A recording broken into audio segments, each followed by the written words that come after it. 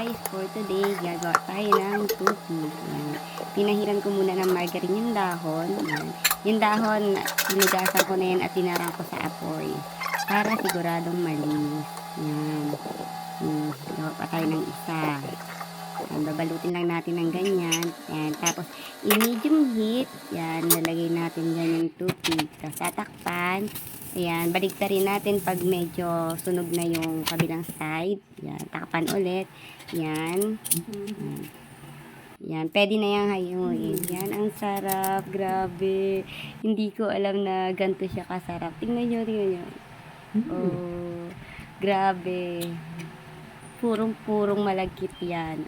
Ang sarap. Hindi mo na kailangan pumunta ng Pangasinan para bumili ng tubig. Kasi kahit sa bahay, kayang-kaya mong gawin. Yan. Ako, busog-busog na naman si Naruto nito. Grabe guys, ang sarap.